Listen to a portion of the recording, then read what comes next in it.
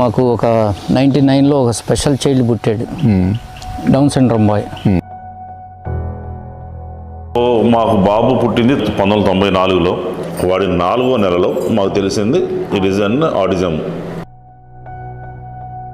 పుట్టినప్పుడు మాకు అంత తెలియలేదు. వాడు 12 నెలలకు కూడా సరిగ్గా నిలబడ్డంలా.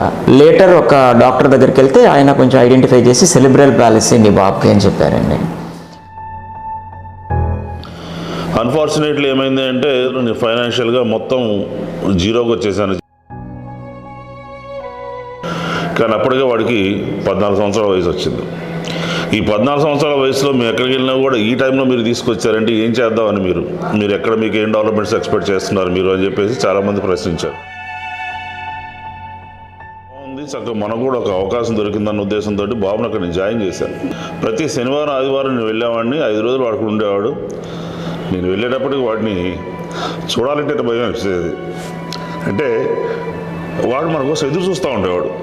మన బాబు ఎక్కడో మనం వదిలేసి మనం ఇక్కడ ఉండి మనం ఏం సాధిస్తాం అనేది ఒక ఆలోచన వచ్చింది. చాలా బాధపడేది, అయ్యో ఏంటి ఇట్లా అయిపోయింది, మన లైఫ్ ఏంటి, మన తర్వాత ఏంటి. ఈ టైప్ ఆఫ్ ప్రాబ్లమ్స్ కూడా ఉంటాయి పిల్లలకి. దీన్ని ఏం చేయాలి, దీని సొల్యూషన్ ఏంటి? డెలివరీ ముందు కానీ జెనెటికల్ ఇష్యూస్ కానీ లేకపోతే డెలివరీ టైంలో జరిగిన తప్పుల వల్ల కానీ పొల్యూషన్ కానీ ఇలాంటి అనేక కారణాలతో ఇలాంటి బిడ్డలు జన్మించటం. వాడు పుట్టినప్పుడు 0.7% స్పెషల్ చైల్డ్స్ ఉన్నారు. ఇప్పుడు ఇండియాలోనే 14% వరకు వెళ్ళిందంటున్నారు. వాళ్ళని ఎలా ట్రైన్ చేయాలి, అది ఏ రకంగా మనం ట్రైన్ చేస్తే ఏం జరుగుతుంది అనేది చాలా ఇంపార్టెంట్. అందరికీ తెలియజేయడం చాలా ఇంపార్టెంట్. ఒక డెస్టినేషన్ అనేది ఒక డెస్టినీ అనేది అక్కడ తీసుకెళ్ళింది. ఒక పేరెంట్ ఒక సైకాలజికల్గా మాకు కొంత ఆరోగ్యం క్షీణిస్తూ ఉంటుంది. ఎందుకు అంటే ఈ పిల్లలు చూసిన తర్వాత రేపేంటి అనే ఆలోచనలో మేమందరం ఒక చోట ఉన్నప్పుడు ఏంటి ఆ సైకాలజికల్ ఫీలింగ్ తగ్గిపోయి ఒక విధంగా ఆరోగ్యం బాగుపడుతుంది. సో మనమందరం కలిపి మన పిల్లల కోసం ఏదో ఒకటి గృహమో లేకపోతే హాస్టల్ అనవచ్చు, లేకపోతే ఏదో ఒక సెంటర్ లాగా మనం క్రియేట్ చేసుకోవాలి. అంటే ఇప్పుడు కోఆపరేటివ్ ఫార్మింగ్ మాదిరి ఇక్కడ ఏంటనంటే ఇక్కడ ఉండే ప్రతి బిడ్డ మన బిడ్డే. ఎస్, అదండి. నమస్కారం అండి, నా పేరు ఝాన్సీ లక్ష్మి. 88లో మా బాబుకి ప్రాబ్లం ఉందని అర్థమైంది. అప్పటి నుంచి పూర్తిగా నా లైఫ్ మారిపోయింది. ఏమంటే ఇలాగ తనకి ఏం చేయాలి అనే దాని మీద ఆ రోజుల్లో అవేర్నెస్ సరిగ్గా లేని రోజుల్లోనే నేను అనేక చోట్లకి తిరగటం జరిగింది. మరి అప్పుడు అనుకున్నప్పుడు చాలామంది పిల్లల్ని తల్లిదండ్రుల్ని కలుసుకోవటం లేదు, నా బాధ మర్చిపోయి వీళ్ళకి ఏదో చెయ్యాలి, నా బిడ్డతో పాటు మిగతా వాళ్ళకి కూడా చెయ్యాలి అనే ఒక ఆలోచనతో నేను తర్వాత ఒక ఆర్గనైజేషన్లో జాయిన్ అవటం, తర్వాత బయటికి రావాలనే ఆలోచనతో వచ్చి 2007లో ఈ సాయి ప్రేమ అనే స్కూలు స్టార్ట్ చేయటం జరిగింది. మరి నేను గమనించింది ఏంటంటే అనేక కారణాలతో, అంటే అది డెలివరీ ముందు కానీ జెనెటికల్ ఇష్యూస్ కానీ లేకపోతే డెలివరీ టైంలో జరిగిన తప్పుల వల్ల కానీ తర్వాత మీరు చెప్పారు పొల్యూషన్ కానీ ఇలాంటి అనేక కారణాలతో ఇలాంటి బిడ్డలు జన్మించటం ఒకటైతే వాళ్ళని ఎలా ట్రైన్ చేయాలి, అది ఏ రకంగా మనం ట్రైన్ చేస్తే ఏం జరుగుతుంది అనేది తెలుసుకోవటం చాలా ఇంపార్టెంట్. అందరికీ తెలియజేయడం చాలా ఇంపార్టెంట్ అనేది నేను గమనించటం. అప్పటి నుంచి అవేర్నెస్ ప్రోగ్రామ్స్ కానీ ట్రైనింగ్ ప్రోగ్రామ్స్ కానీ చేయటం. ఇది ఈ క్రమంలో అనేక ఎన్జిఓస్తో కానీ అనేక గవర్నమెంట్ ఆర్గనైజేషన్స్తో కానీ నేను ఎప్పటికప్పుడు లేటెస్ట్ మెథడ్స్ కూడా ఫాలో అవటం. ఒక బిడ్డని చూసినప్పుడు ఇతనికి ఏమీ రాదు, చేయలేము అని అనుకోవటానికి లేదండి. ప్రతి ఒక్కళ్ళలో కూడా ఏదో ఒక టాలెంటు ఉంటుంది అనేది ఇన్ని వేల మంది పిల్లల్ని నేను చూసినప్పుడు ప్రతి ఒక్కళ్ళు కూడా అది ఏ రకమైన కండిషన్ అయినా సరే, అది అంటే కొంతమంది సివియర్ ఉండొచ్చు, కొంతమంది మైల్డ్ రిటార్డేషనే ఉండొచ్చు, కొంతమందికి మోడరేట్ రిటార్డేషన్ ఉండొచ్చు. ఏది ఉన్నా కానీ మనం వాళ్ళకి తగ్గట్టు ఎక్స్పెక్టేషన్స్, వాళ్ళకి తగ్గట్టు ఇండివిజువల్ కరికులం మనం డెవలప్ చేసినట్లయితే, పద్ధతిగా మనం ట్రైనింగ్ ఇస్తే వాళ్ళలో తప్పనిసరిగా ఇంప్రూవ్మెంట్ కనిపిస్తుంది అనేది ప్రూవ్ అయింది. మనం సరైన పద్ధతిలో ట్రైనింగ్ ఇస్తే వీళ్ళలో ఇంత డెవలప్మెంట్ కనిపిస్తుంది.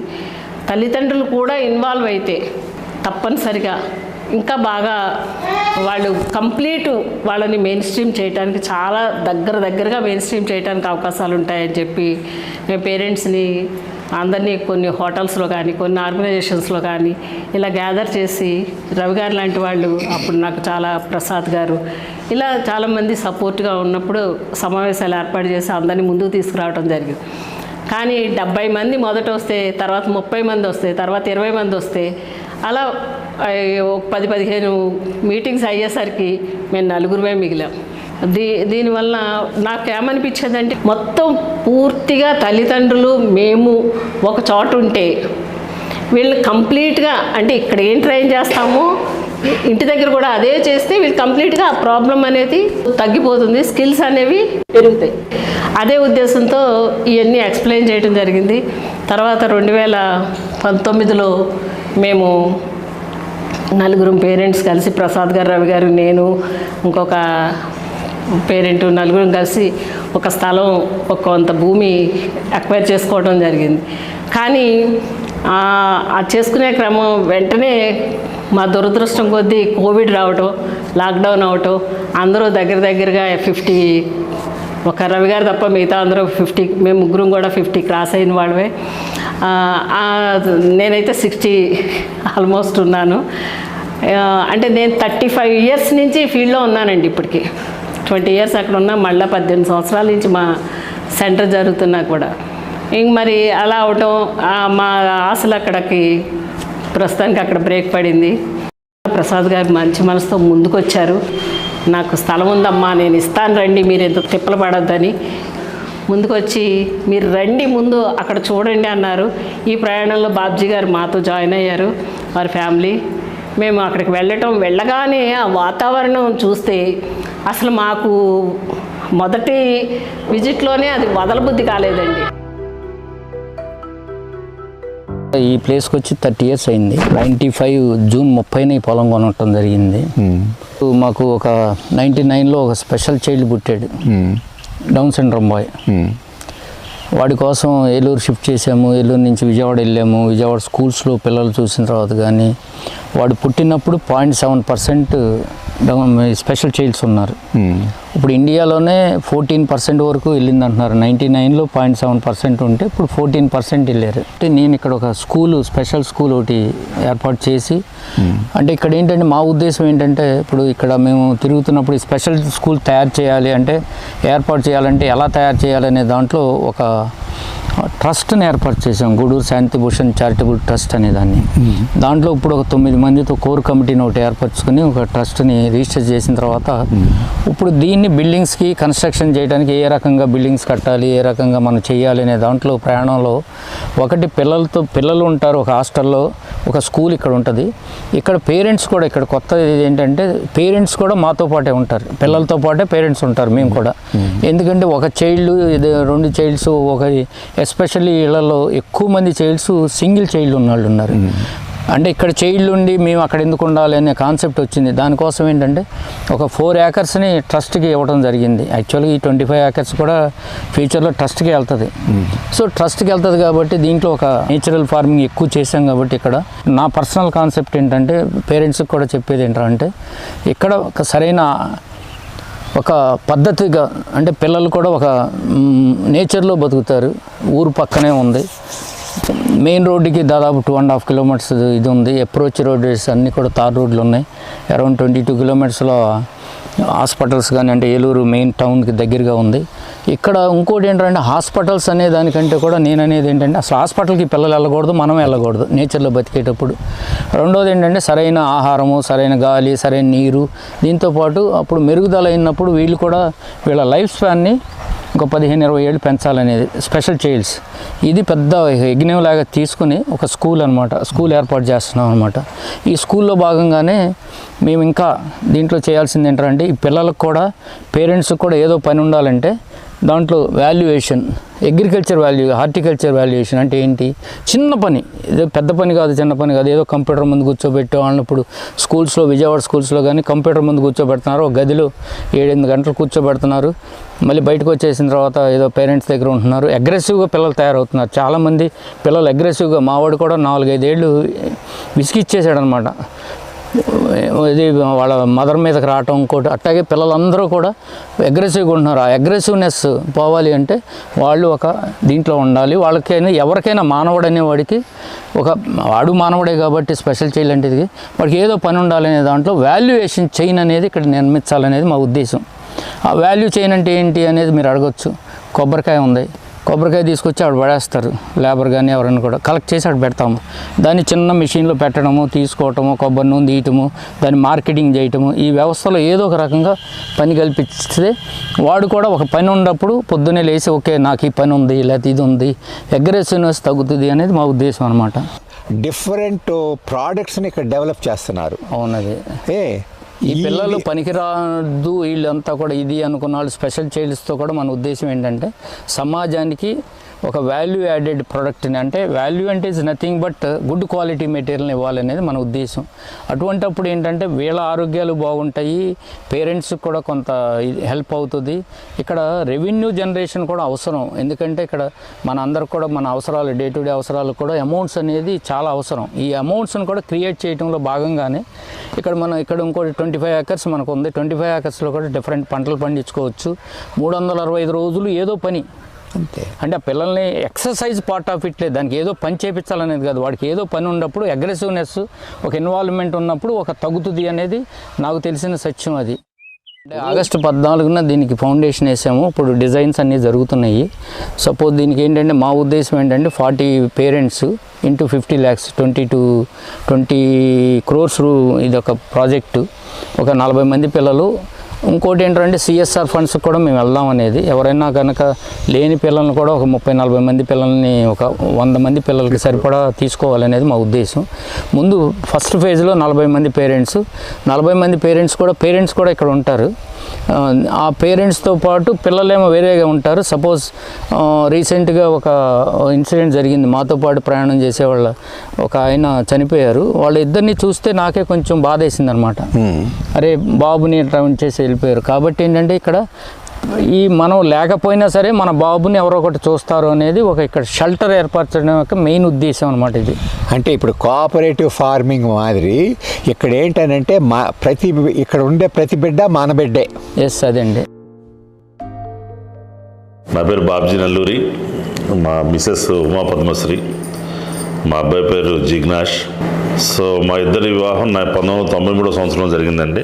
మాది వాస్తవంగా తెలంగాణ భద్రాచలం దగ్గర చెర్ల నేను పుట్టిన ప్రదేశం, నేను పెరిగిన ప్రదేశం భద్రాచలం దగ్గర మణుగూరు. సో మాకు బాబు పుట్టింది 1994లో. 94 పుట్టిన తర్వాత వాడు ప్రతిరోజు కూడా సాయంత్రం పూట 3 గంటలకు బాగా ఎక్సెసివ్గా ఏడుస్తూ ఒళ్ళంతా ముడుచుకుపోయి ఒళ్ళంతా ఎర్రబడిపోయి బాగా ఏడ్చి పడుకునేవాడు. ఆ రోజుల్లో మేమున్న ప్రదేశంలో ఉన్న ఆ మెడికల్ ఎక్స్పీరియన్స్లో ఏంటంటే మాకు దీని మీద ఈ రోజులో ఉన్నంత అవేర్నెస్ ఆ రోజుల్లో లేని పరిస్థితుల్లో మాకు అందుబాటులో ఉన్న డాక్టర్స్ అందరినీ కలిసాం. ఒక్కొక్క డాక్టర్ వాళ్ళకి ఉన్న ఎక్స్పీరియన్స్ని బట్టి ఒకళ్ళు గుండెలో హోల్ అన్నారు, ఇంకోళ్ళకి యూరిన్ ప్రాబ్లం అన్నారు, కొంతమంది ఏదో రకరకాల సలహాలు చెప్పారు. ఈ చెప్తున్న క్రమంలో మా రిలేటివ్ ఒకళ్ళు, మా పిన్ని గారు ఇక్కడ గుంటూరు దగ్గర, అప్పుడులో మెడికల్గా గుంటూరు మంచి హబ్, మంచి ఇది మొత్తం మీద. ఇక్కడ తీసుకొచ్చినప్పుడు ఇక్కడ గుంటూరులో డయాగ్నోస్ చేసిన తర్వాత వాడి 4వ నెలలో మాకు తెలిసింది it is an autism. So ఇది ఒక న్యూరాలజికల్ డిజార్డర్ ఉంది. ఆ న్యూరాలజికల్ డిజార్డర్ వల్ల ఇది ఆటిజం చైల్డ్. సో కాబట్టి దాన్ని మనం క్యూర్ చేయడం కానీ లేకపోతే చేయడం కానీ మన కష్టం అనేది ఆ రోజులో చెప్పారు. అన్ఫార్చునేట్లీ ఏమైంది అంటే 1995లో నేను ఫైనాన్షియల్గా మొత్తం జీరోకి వచ్చేసాను. జీరో కంటే అప్పటి వరకు చాలా హోప్ఫుల్గా ఉండేవాడిని. 95లో ఒక 2 జతల బట్టలతోటి నేను ఊళ్ళోంచి బయటకు వచ్చాను. నేను మా భార్యని మా అబ్బాయిని కూడా మా నాన్నగారి దగ్గర వదిలేసి వచ్చిన తర్వాత దాదాపుగా 7 సంవత్సరాలు చాలా చోట్ల ఒక ఎస్టాబ్లిష్మెంట్స్ తిరిగి 2002లో గుంటూరుకి మళ్ళీ చేరడం జరిగినప్పుడు ఆ జేబులో ఉన్నది 500 రూపాయలు. అంటే ఆ రోజుల్లో ఉన్న ఆర్థిక పరిస్థితి అలాంటిది. ఆర్థిక పరిస్థితి లేని నాలెడ్జ్ లేకపోవడం, వీటన్నిటి వల్ల కూడా బాబు మీద పెద్ద ఫోకస్ చేయలేకపోయాం. తర్వాత కొంచెం మేము సెటిల్ అయ్యేటప్పటికి నాకు 2008 సంవత్సరానికి కొంచెం మాకు ఫైనాన్షియల్గా కొంచెం ఎస్టాబ్లిష్మెంట్ అంతా పూలప్ అయిన తర్వాత we started again to focus on my child. కానీ అప్పటికే వాడికి 14 సంవత్సరాల వయసు వచ్చింది. ఈ 14 సంవత్సరాల వయసులో మేము ఎక్కడికి వెళ్ళినా కూడా ఈ టైంలో మీరు తీసుకొచ్చారంటే ఏం చేద్దామని మీరు ఎక్కడ మీకు ఏం డెవలప్మెంట్స్ ఎక్స్పెక్ట్ చేస్తున్నారు మీరు అని చెప్పేసి చాలామంది ప్రశ్నించారు. సరే మానవ ప్రయత్నం చేయాలి. చేసిన క్రమంలో మొదట ఒక 6 సంవత్సరాల పాటు రెగ్యులర్గా మేము కేరళ కోటక్కల్ వెళ్ళాము. ముందు కోటక్కల్లో ప్రతి సంవత్సరం ఒక నెలపాటు మేము అక్కడ ఉండేవాళ్ళం. అక్కడ వాళ్ళు టాప్ టు డోస్ ఒక ఆయిల్ థెరపీస్ చేసేవాళ్ళు. ఆయిల్ థెరపీస్ వల్ల వాడు కొంచెం బాడీ స్టిమ్యులైజేషను, కొంచెం న్యూరాజికల్, కొంచెం హైపర్స్ అవన్నీ తగ్గడం కూడా జరిగిన తర్వాత 2014 నుంచి 2016 మధ్యలో 2 సంవత్సరాలు కోయంబత్తూరులో KMCH అని చెప్పి ఒక మెడికల్ సెంటర్లో మేము ఆక్యుపేషన్ థెరపీ చేయించాము.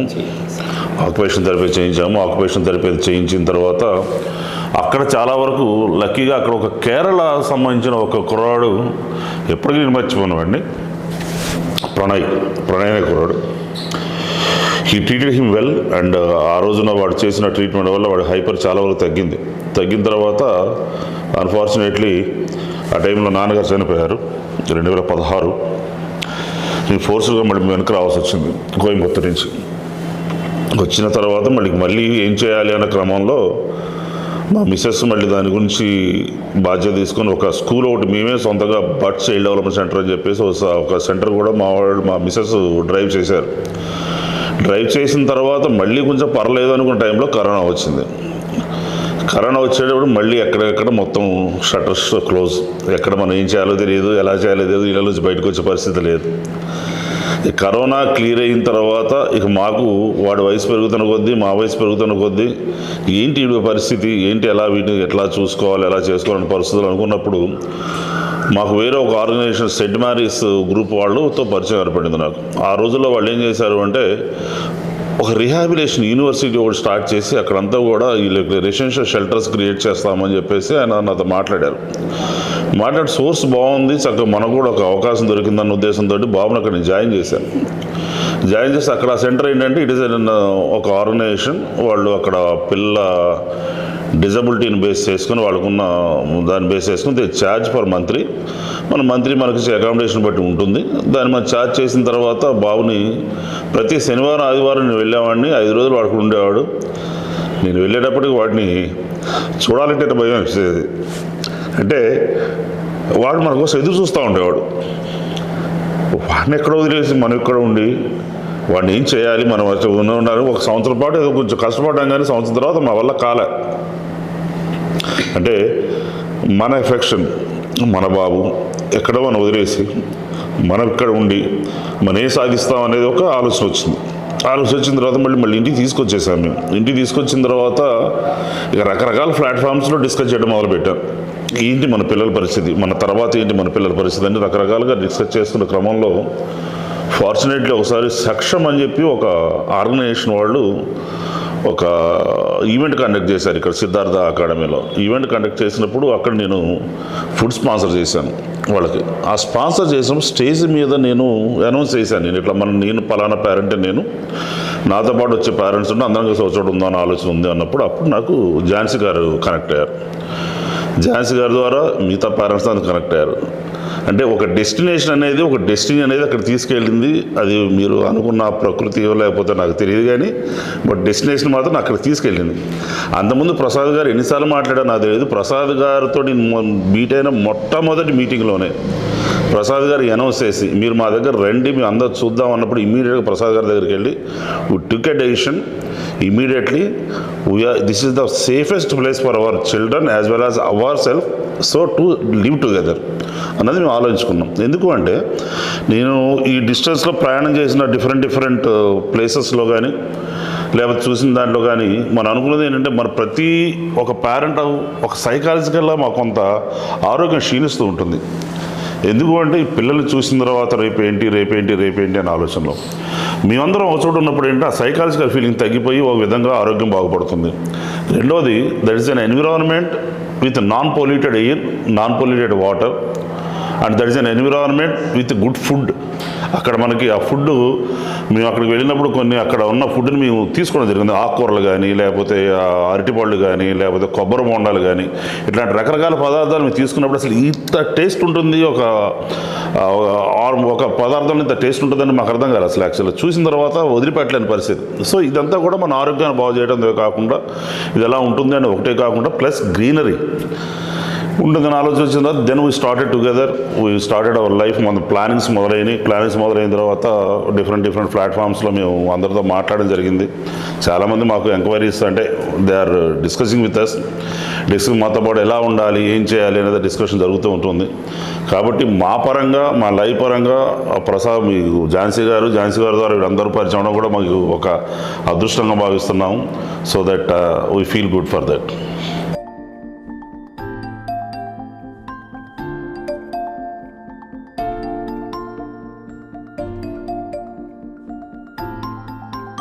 నా పేరు రవికుమార్ అండి. నేను కూడా ఒక పేరెంట్ని. దగ్గర 18 సంవత్సరాల క్రితం మేము మా బాబుని జాయిన్ చేసామండి. పుట్టినప్పుడు మాకు అంత తెలియలేదు.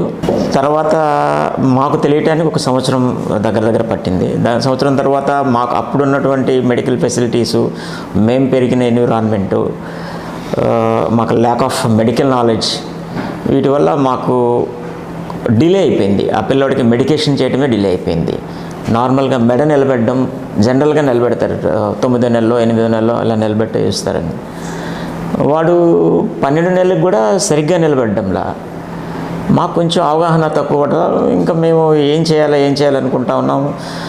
లేటర్ ఒక డాక్టర్ దగ్గరికి వెళ్తే ఆయన కొంచెం ఐడెంటిఫై చేసి సెరిబ్రల్ పాలసీ మీ బాబుకి అని చెప్పారండి. సెరిబ్రల్ పాలసీ అంటే ఇంకా డిఫరెంట్ మెడికల్ సోర్స్లోకి వెళ్తున్నాం, చూపిస్తున్నాం. హైదరాబాదు, బెంగళూరు, డిఫరెంట్ సెంటర్స్కి వెళ్ళి వచ్చామండి. ఎక్కడ దానికి ఏ విధమైన చికిత్సా విధానం లేదు ప్రజెంట్. అప్పుడు మాకు ఐడెంటిఫై అయింది దెర్ ఇస్ ఈ టైప్ ఆఫ్ ప్రాబ్లమ్స్ కూడా ఉంటాయి పిల్లలకి. దీన్ని ఏం చేయాలి, దీని సొల్యూషన్ ఏంటి? సో మనమందరం కలిపి మన పిల్లల కోసం ఏదో ఒకటి గృహమో లేకపోతే హాస్టల్ అనవచ్చు, లేకపోతే ఏదో ఒక సెంటర్ లాగా మనం క్రియేట్ చేసుకోవాలి. సో దట్ మనం మన పిల్లల్ని సేఫ్ గార్డ్ చేసుకోవాలి. ఎందుకంటే ఒక్కొక్కరికి సింగిల్ పేరెంట్సే ఉంటారు, సింగిల్ సన్నే ఉంటారు, సింగిల్ డాటరే ఉంటారు. ఒక్కొక్కరికి సిబ్లింగ్స్ ఉంటారు, అన్న కానీ తమ్ముడు కానీ. వాళ్ళు ఉన్నప్పుడు కూడా ఎంతవరకు వాళ్ళు ఆఫ్టర్ మన తర్వాత వాళ్ళంతా క్యారీ ఫార్వర్డ్ చేయగలరు. పాప ఉందనుకోండి, వచ్చే అతను యాక్సెప్ట్ చేయాలి. వాళ్ళు వీళ్ళని చూడగలగాల.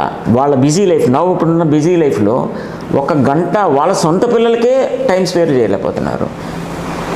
తమ్ముడికో, చెల్లికో, అక్కకో టైం స్పేర్ చేయడం అనేది ఇట్స్ ఇంపాసిబుల్ టాస్క్ అనిపించింది మాకు వాళ్ళకి. అలానే మన పిల్లల్ని తీసుకెళ్ళి వాళ్ళ లైఫ్లో మనం ఇంక్లూడ్ చేయడానికి బాధ అనిపించింది. ఏదో ఒకటి చేయాలి. సరే, ఈ జర్నీలో మేము వెళ్తుంటే ఇప్పుడు దీన్ని ఎలాగా ఫ్రేమ్వర్క్ చేసుకోవాలి, ఈ ఫ్రేమ్వర్క్లో ఎక్కడెక్కడ ఏమేమి చేయాలి అనేది ఒక డిస్కషన్లో పెట్టుకున్నప్పుడు ప్రసాద్ గారు బాబు పేరు శాంతిభూషణ్ అండి.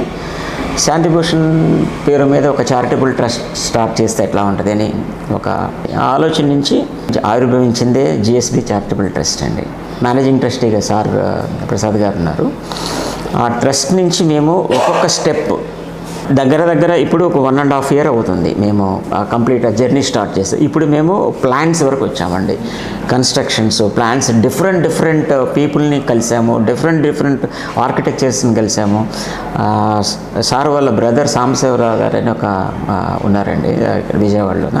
ఆయన కంప్లీట్ మేము చేస్తున్న సత్కార్యానికి ఎంతో పెద్ద మనసు చేసుకుని, ఎంత బిజీ షెడ్యూల్ ఉన్నా సరే ఆయన మొత్తం total plans, total designs, total environment designs అన్నీ మాకంటే ఎక్కువ ఆలోచించి ఆయన ఒక ఫ్రేమ్ ఇచ్చారండి. మాకు టోటల్ స్ట్రక్చర్కి సంబంధించిన పూర్తి ఇన్ఫర్మేషన్ మాకు ఇచ్చారండి.